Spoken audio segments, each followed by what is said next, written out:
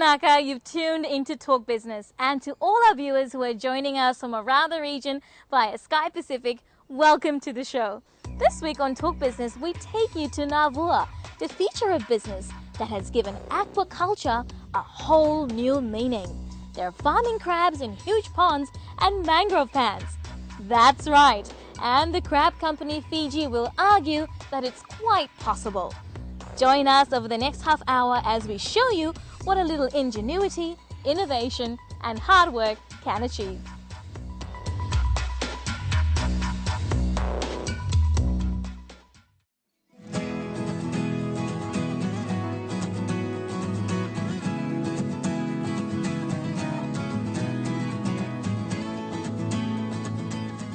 Who doesn't love a serving of one of our most delicious seafood delicacies, the mud crab?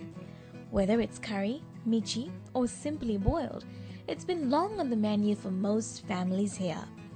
But you and I will both agree that catching crabs in the wild isn't as easy as throwing a bait and hooking fish. Nor does it come cheap either.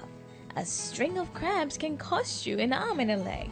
So what if you could actually farm your own crabs? That's what aquaculture is all about. Mud crab aquaculture is the practice of farming crabs in huge ponds like this, or through cage pen culture in mangroves like this. In fact, it has been practiced for many years in Southeast Asia, where in countries like the Philippines, it's a major export commodity. So what's stopping Fiji from tapping into this potential?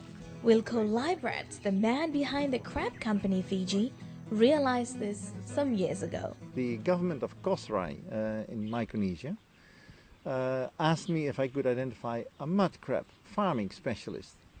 And I thought, well, you know, crabs do eat one another, they're cannibalistic. How is that possible? But being a true consultant, of course, you do find somebody that can help them with it. And I found a specialist in Australia, Dr. Colin Shelley, and he went to Kosrae, and I happened to meet there with him. And Kosrae is a very small island country, less than 10,000 people, less than one flight a day coming in, in the Northern Pacific. And he discussed that, he said, no, you can do crab farming. We're doing it in Australia. It's been done in Vietnam, in the Philippines. And I thought, well, if Kosrae can do that, in Fiji we have airlines coming in, so many more, and flying to so many more places. We have so many more mangroves. And I thought, if we can do this in Kosrae, then we can do this in Fiji much better. And since then, he hasn't looked back. How can he, when the business rakes in good money and is one of its kind? In 2011, he bought this defunct prawn farm and began farming mud crabs. But of course, farming would mean starting from square one, the spawning process. And that's what a hatchery is meant to do. Here at the Marine Campus at the University of the South Pacific is a hatchery where the crablets or baby crabs are nurtured until they're large enough to move to man-made ponds. The hatchery production of mud crabs is a relatively recent innovation. It's the technical science of growing crabs outside the wild to increase their chances of survival. For the crab company, the hatchery is a crucial component to growing their business. Not only does it provide consistent supply of crablets to nurture into large crabs, but it also provides the opportunity to increase production to meet local demand. We've had several good runs, I mean, not up to the levels that we would really want them to sustain the whole export, if we start an export production. But we've generated 50, 60, 70,000 crablets from the hatchery that we've stocked the ponds with. Due to the technical nature of aquaculture, it can be a risky business. But that's why you have the experts to lead the charge. Totong Gano is a Filipino who has 15 years of experience in crab farming. He is the farm manager and is in charge of nurturing the crablets from the hatchery. Crabs from the nursery in USP are transported here by placing it inside the plastic bags, oxygenate it, and we are putting down the temperature of the water so that the crabs will not molt.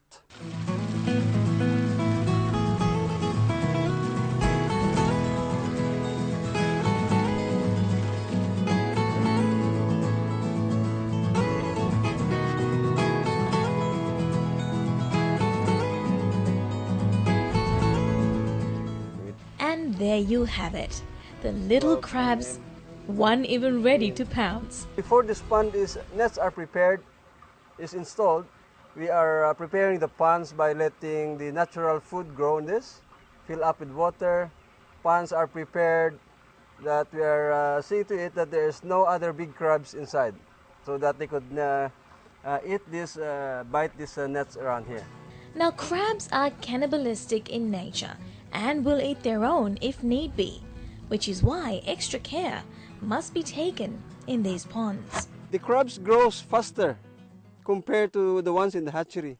Since hatchery has all the artificial things there, artificial oxygen, artificial feeds, artificial nets. But in the ponds, we could see lots of natural food. It takes 3 to 4 weeks for each crablet to reach about 1 to 2 centimeters.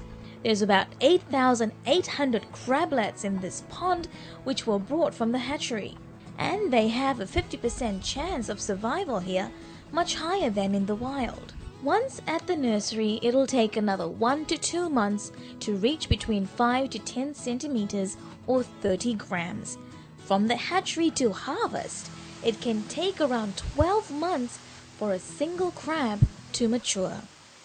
The crab company is currently working on an outgrower program to establish a year-round supply of high-quality crab, offering income-generating opportunities in coastal villages, particularly for women. So we hopped onto a boat to find out just what these opportunities are.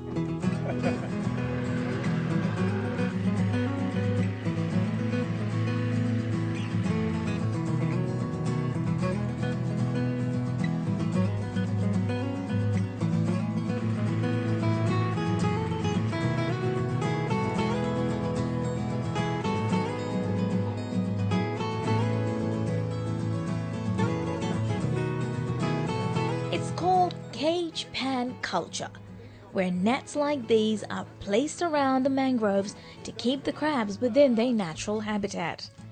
Inside these pans are around 1,200 crabs, which are fed twice a day and harvested every 6 months. We are testing these ones out. They've been done in other countries in Asia. So for us, this is the first trial that we have. We have 3 hectares of each of 2,500 meters.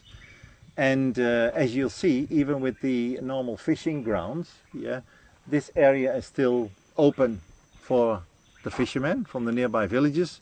And this we have closed out. We've discussed it with them as a trial and a test as well on how feasible the mangrove pens are. So what are the chances of crabs surviving here than in the ponds? The ponds is high intensity production, easily accessible, easily drained, easier to manage, but ponds are of course a lot more expensive to set up and to maintain. This is natural. This is the only cost basically here is the net and the fence to put around the mangroves. The idea behind this cluster concept is to get villagers to farm mud crabs along the mangroves and supply it to the crab company. If this is to become an export industry, we will be working with communities, and that's been the idea from even before we even started business. In these communities where mangroves are, and of course where mangroves are, there's very limited. There won't be any tourism development, low-lying areas, a lot of root crops you can't grow there. So this will provide a significant means, we expect, for generating income, especially for women. It's an initiative which has the full backing of the European Union funded Increasing Agricultural Commodity Trade Program or IACT, and even the Market Development Facility facilitated by AusAid. The biggest challenge would have to be with the hatchery itself, producing enough crablets to supply the farms and keep consistently fully stocked. I think these are being overcome. We have some technical expertise, there's some training being obtained by some of the staff, and slowly, step by step, they are making a difference. We've identified areas where we can get new breeders, and that seems to be helping as well. We hope that this model serves as an example for how a business could work with the villagers. So we see initially few villagers coming on board, and as the market, there's a huge demand for crab farming. So hopefully with the demand and hatchery supply being solved, you could see multiple villagers coming on board.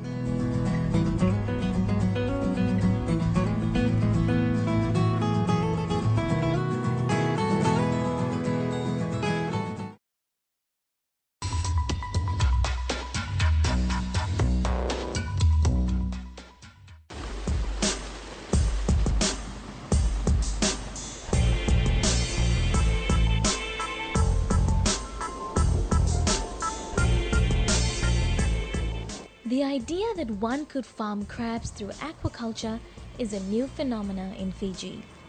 Wilkel's farm is the only kind in the country that cultivates crablets into full-grown crabs fit for the export market. Water is pumped from the Navua river and runs through the channel through to the crab ponds.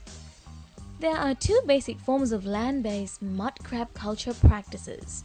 It's either the fattening of crabs with low flesh content or the growing out of juveniles to market size.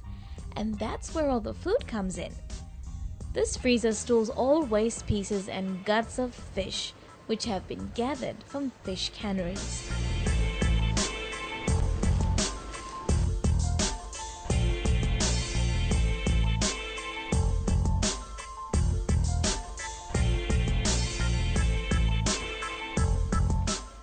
Then the meat is crushed further into smaller portions for the crablets and larger crabs. It's a hearty meal that's meant to fatten the crabs.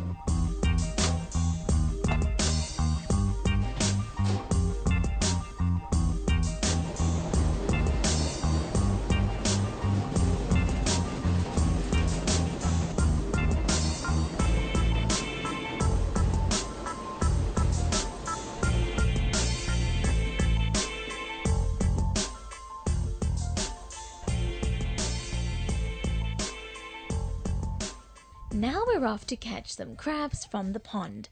If you know anything about catching crabs, you know that it's hardly a walk in the park. There's technique involved that requires skills. So we first have to use bait to get them hooked. And what better than a whole fish?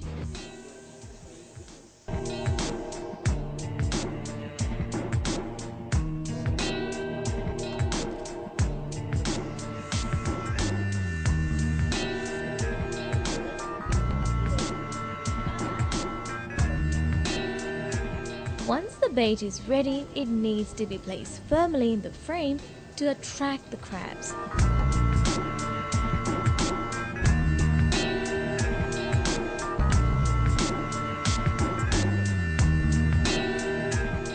And now we're ready to feed the hungry crabs.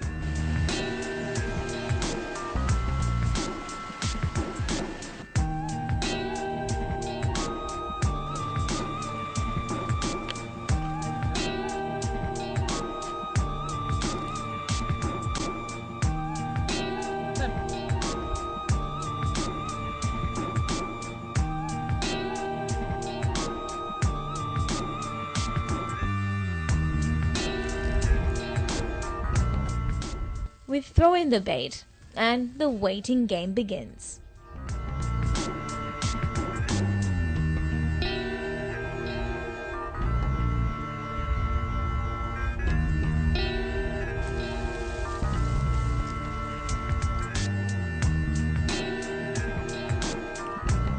And several get hooked. We open the cage, and out they come.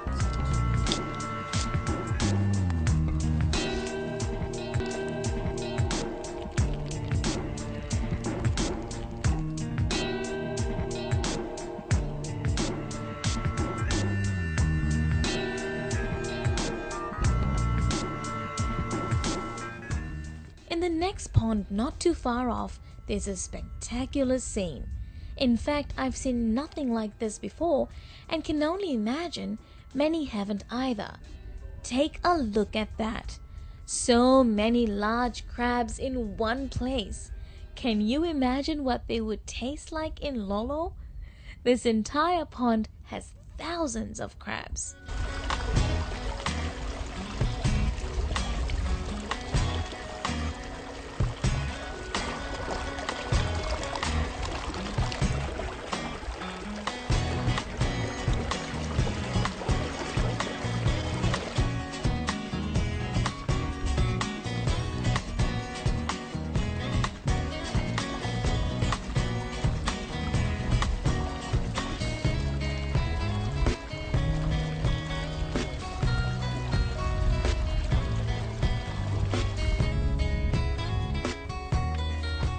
And here's how you catch them barehanded.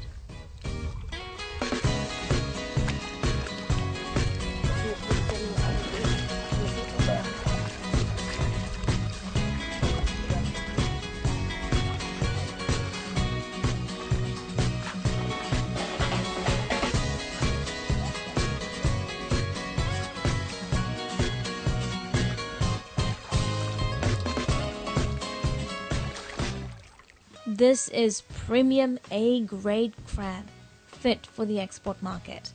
The crabs are then tied up carefully, just the claws, leaving room to ensure the crustacean isn't stressed.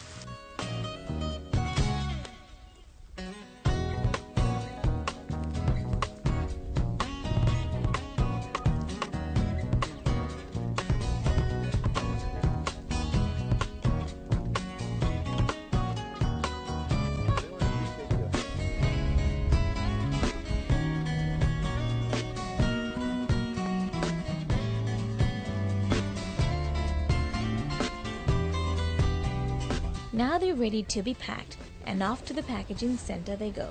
The crabs must be thoroughly washed first.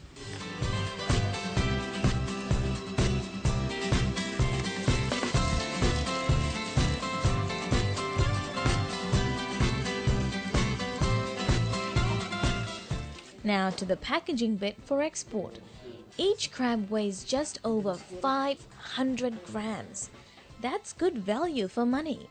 It's a thorough process that requires delicate packaging, as the crabs are live and exported as fresh, live mud crabs.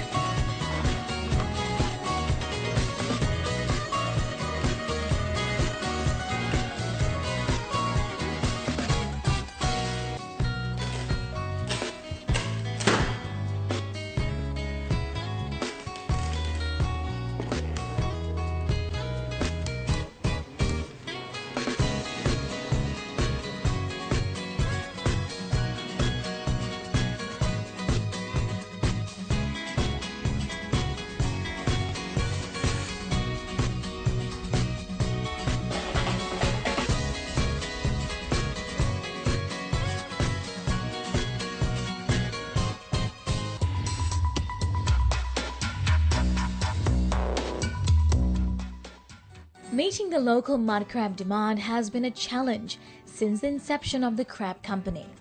That's because resorts and large restaurants can't seem to get enough of these crabs. The comments of the chefs of major resorts like Sofitel, like the Hilton, like Shangri-La, the Fijian, and the Pearl here, and several others of these our clients, yeah, that are consistently ordering crabs from us, that are very happy about the quality, that praise it highly, yeah, and they are, that helps us also in developing an export market, but that is keeping us going as well. So we thought, let's find out for ourselves. We're here at the Governor's Restaurant in the capital to witness how tasty these homegrown crabs are. From the farm to the table. We're cooking fresh mud crabs from the crab company Navua. We have with us Chef Jerry with Ani and Tupo, who will be cooking us crab lolo. So tell us, Chef, what are we expecting today? We will need crab. We buy a crab from the farm in Navua. And then once that is brought in, we cook the crab and then we debone. Here's the shell. It's nicely cleaned there, ready for the stuffing. This is the crab meat. It's already being cleaned from the shell. We will need tomatoes. Here we have cut up tomatoes, red onions. We have some spring onions there, that's shallots. And we mix this and then make it into salsa, and then we stuff it in.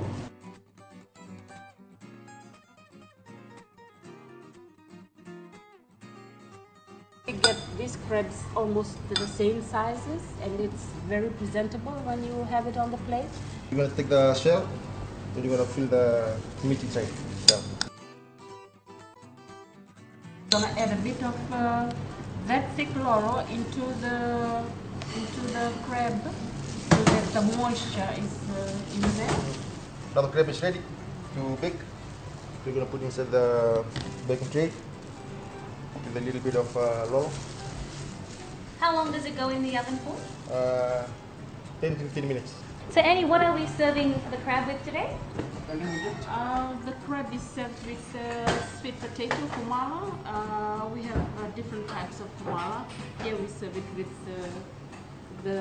this is the orange one. So now we take the final presentation, which is the plating. Oh wow.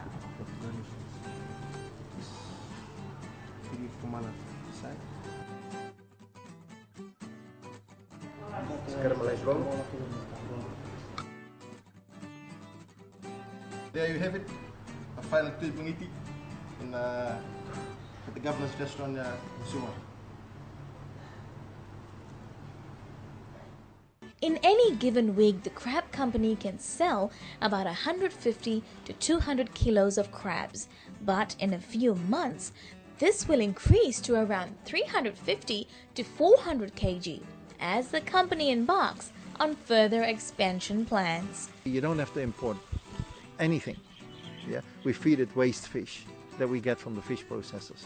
Yeah, we can buy some additional pelletized feeds as well that are produced here. Maybe we have to bring a little bit in from overseas. Yeah, the nets, yes, they have to come from overseas, but for the rest, what else do we need from overseas? It's a crab that we have. The world will want it. Yeah, the world demands seafood. Crabs are very highly prized, and it is there. It is. We're now in the process of developing an export market, and I think that's at the moment the key thing. Which is why there's no secret to the potential for growth in the aquaculture business. I see definitely a lot of potential for growth in crab and other aquaculture commodities, especially on the community angle, like we talked about clusters, whereby you've got groups of farmers within communities, and we can see that the company can, once they've reached a certain capacity, they can go and train out people and do extension services and other things, and this whole industry can grow within Fiji and into other countries as well. I see this as a good business model to replicate. I see this as a business model to benefit the villagers. So great going. Without MDF and without IACT, it would have been very difficult. Their support has been substantial, yeah, both from the technical side as well as some financial side. I mean, it's all been on a cost-sharing basis. Yeah, so basically, yeah, they've helped us to reach this point, definitely. And that support is still continuing. With the endless opportunities on offer, the crab company knows too well that with a little ingenuity, the sky's the limit. First to get actually all the ponds under production, get them all stocked up, then expand maybe a few more hatchery pens, get the hatchery running, of course, yeah, but that can all go simultaneously. And probably by the end of the year, we start looking, or in the second half of the year, we start looking at working with communities, identified. I mean, several communities have already indicated and confirmed their keenness in working with us and setting it up. So we'll start working with them to set up the first mangrove pens. And yeah, of course, but by that time we should have developed an initial export market by then that can take the product. Yeah, or at least, and of course, increase domestic consumption quite a bit. Everyone's happy about our crabs.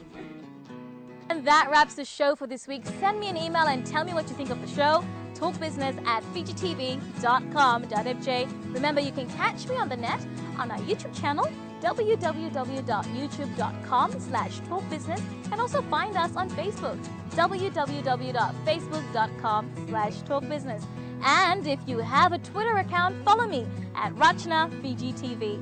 Thank you for joining us. I'll see you next week, same time, at a different location, right here on Fiji One. Until then, have a productive week.